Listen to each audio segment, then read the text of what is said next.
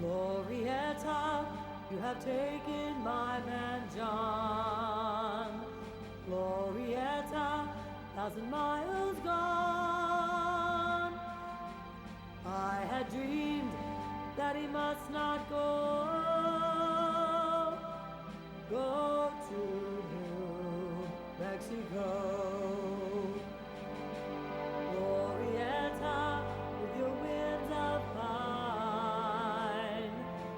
Glorieta, don't you know he's mine? Brigadier General Henry Hopkins Sibley. In the first few months of the war, he led the Sibley Brigade West, driven by a fantastic vision of a way for the South to win the war.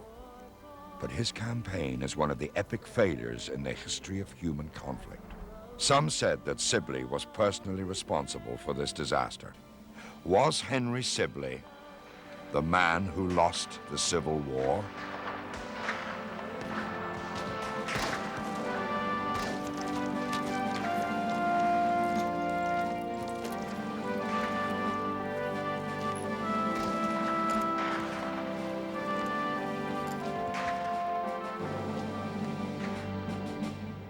Jefferson Davis approved the plan. Sibley would raise an army of volunteers in San Antonio, Texas. He would march the Sibley Brigade across the vast arid desert to Fort Bliss. There, the brigade would march up the Rio Grande, capturing the thinly garrisoned and demoralized federal forts in New Mexico. They would live off the captured provisions and off the land. Next, the Union stores at Albuquerque and Santa Fe would be seized. Sibley assumed that New Mexicans would flock to the Southern cause. From there, they would cross Glorieta Pass to Fort Union. And when Fort Union fell, Colorado and its gold and silver would belong to the Confederacy. And Sibley's vision was grander still.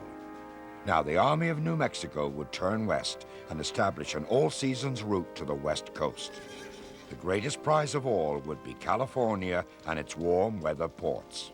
The Union blockade would be broken. Now the Confederacy would get what it most needed, the recognition of France or England. If either power intervened, the Second American Revolution would be complete. The Sibley Brigade reached Fort Bliss, Texas. Already there was news of victory. Lieutenant Colonel John Baylor and the 2nd Texas Mounted Rifles had preceded the Sibley Brigade into the southwest. Baylor had captured not only Fort Fillmore, but its entire garrison. Sibley's vision remained intact. The first obstacle to fulfilling that vision was Fort Craig. The federal supplies there would be essential for Sibley's self-sustaining operation. The commander of Fort Craig was an old friend of Sibley's, Colonel Edward R.S. Canby. In response to the Confederate invasion of the territory, Canby had assembled over 3,800 men at Fort Craig. Many of Canby's men were Spanish-speaking recruits led by the legendary Colonel Kit Carson. Sibley contemplated an heroic frontal assault on Fort Craig, but first he consulted his officers. He and his officers arrived at a better plan. The brigade would bypass the fort and put itself in the middle of the Union supply lines, which ran north through Albuquerque, Santa Fe, and Fort Union. Canby would be forced to come out in the open and fight. The trail crossed deep sand, the dust blew in the cold wind, and for at least 24 hours there would be no water. But they might just make it to a place known as Valverde. Complaining of ill health, Sibley had retired to his ambulance. While his men faced the more tangible terrors of war, it seems that Sibley was fighting his own battles against alcoholism. But whatever the modern diagnosis of the general, most of Sibley's men diagnosed his condition as chronic cowardice. The command was turned over to Colonel Tom Green. Canby now knew he would not allow an enemy force to camp on his supply line. He decided he would have to go out and fight Sibley at Valverde. Canby's men seized the Valverde ford. Major Charles Pyron led the Texas vanguard to a dry river course. The Union artillery now controlled the battlefield. Early in the afternoon, help arrived with Colonel Green and his 5th Texas. With them rode 2 Lancer companies. Lancer Captain Willis Lang caught sight of a unit of what he thought were New Mexico volunteers. Lang and his men were eager to make a glorious charge. The lancers moved out at a walk, then a canter, then a gallop. Some turned and fled, but most charged on to their glorious, inevitable doom. The entire company was killed, wounded, or had fled. The Union troops and artillery pummeled the Confederate position. The rebels' situation looked hopeless. But Tom Green was not the sort of man who would stand by and watch his boys systematically cut to pieces. He knew he couldn't hold the base of the mesa, so he abandoned it and assembled his men on the right. Soon the fighting was hand-to-hand. Captain Alexander McRae and his men fought back with their rammers and short swords. In spite of these Union heroics, the Confederates overran the guns. The surviving Yankee troops fled back across the river. The jubilant Texans turned the guns and fired. Colonel Canby picked up a musket and tried to exhort his retreating men forward, but half of them had already broken and run.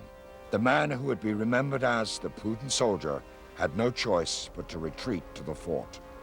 The Texans had driven Canby from the field, but he still held the fort, and he had supplies to last him for at least 3 months. General Sibley, now back in the saddle, found himself in deep trouble. He had lost 10% of his men. He had lost hundreds of horses and mules. Sibley chose to go north, through a land that was in its 3rd year of drought. In Socorro, they found New Mexico militiamen guarding federal supplies. But after a few rounds from the artillery, the New Mexicans ran away. The 5th captured the Yankee supplies and set up a forward base of operations. A few days later, General Sibley and the rest of the army reached Albuquerque. Both Canby and Sibley knew that Fort Union was well named.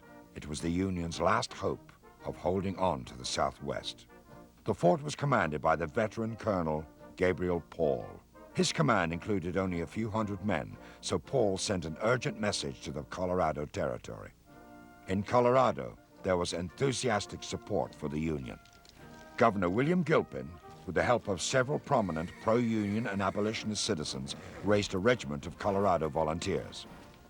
John Slough, a prominent Denver City lawyer, was named colonel of the 1st Colorado Volunteers. Slough was not a military man, and he was very unpopular with his men. More to the volunteers' liking was the Reverend Major John Chivington. He was a huge man and had a reputation for cleaning up frontier towns. They called him the Fighting Parson.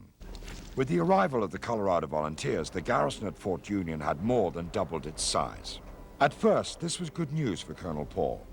But then Colonel Slough announced that he had been commissioned colonel before Paul had been promoted to the same rank. This gave Slough seniority over the veteran Paul. The lawyer from Denver City was assuming command of Fort Union. Not knowing yet that Slough had taken command, Canby wrote to Paul. Fort Union must be held. All other points are of no importance. Harass the enemy, obstruct his movements, and remove any supplies that might fall into his hands. Do not move from Fort Union until I advise you. But Colonel Slough, eager to test himself in his first and what would turn out to be his only battle, decided he could stretch Canby's order to include launching an all-out offensive against the invaders. Slough ordered the bulk of his command to march over Glorieta Pass toward the Confederates, leaving relatively few men behind to protect the fort. Still back at Albuquerque, General Sibley seemed unaware that Slough's men were on the move. His own army was now scattered up and down the Santa Fe Trail. Major Pyron and Major Shropshire led 380 men to Johnson's Ranch at the mouth of Apache Canyon. Pyron had no way of knowing that same night, Chivington and his 418-men advance guard had already reached Pigeon's Ranch, which lay only a few miles away from the sleepless campsite. Major Pyron led his 80 Texans into the upper canyon and into the jaws of an approaching force which outnumbered him 5-1. Pyron's men fought briefly, then fell back. Chivington sent in the cavalry. Captain Jacob Downing led his men around a hill on the Texans' left flank. Suddenly, they attacked from the rear. The Texans' muskets, shotguns, and pistols blazed. Downing's horse was killed, but his cavalry kept on coming. They jumped a gully and charged into the rebel flank. The Texans were routed.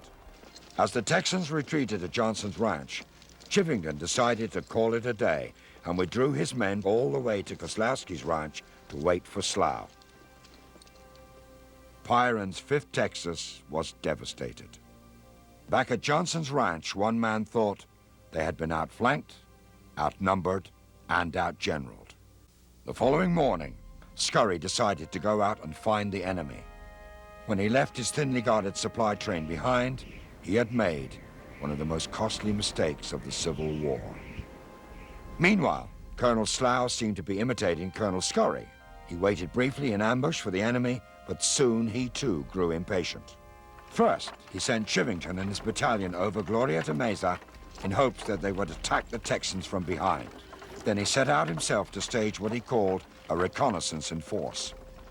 By mid-morning, Slough's men had reached Pigeon's ranch. They were glad to hear the order to fall out and stack arms. Slough sent a detachment of cavalry ahead to find the enemy. The scouts didn't have far to go. Only a half-mile from the camp, they ran into Scurry's advance guard. The Confederate artillery opened fire.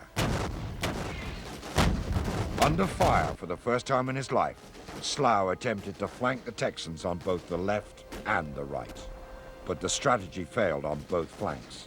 Slough withdrew to a defensive position at Pigeon's ranch. It would be on the other end of the line, however, in a place which became known as Sharpshooter's Ridge, that the battle would be decided. While the ridge was nearly impossible to take from the steep western slope, on the east, the slope was moderate, and there was plenty of cover for an attack. The Texans flanked the ridge and came at the Coloradans from above. Once they had taken the ridge, they poured fire down on the Union artillery. The Confederates may have won the battle at Pigeon's Ranch, but Union Major John Chivington was not yet done with the fight. The fighting parson made his way across Glorieta Mesa with about 500 Coloradans. When they reached the western edge of the mesa, Lieutenant Colonel Manuel Chavez pointed down to Johnson's ranch and said, "You are right on top of them, Major." There, 700 feet below, was the entire Confederate supply train. 80 wagons, hundreds of horses and mules, guarded by only a small force of Texans. The surprised rebels fired only 2 rounds from their 6-pounder. Hopelessly outnumbered, those who could escaped. The Coloradans gleefully sacked the supply wagons. Then the wagons were burned and the Confederate hopes for victory burned with them. The Confederates had no choice but to return to Santa Fe.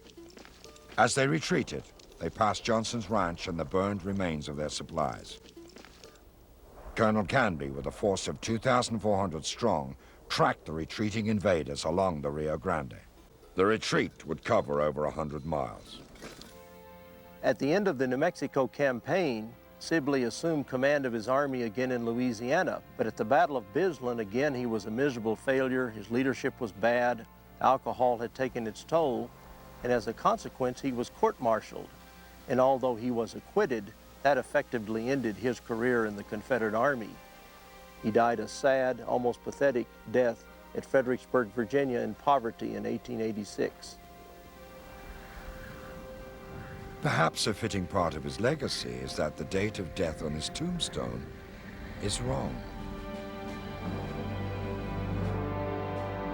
Glorieta, where the eagles fly. Glorieta, where the good men die. Damn the glory that made them go to New Mexico.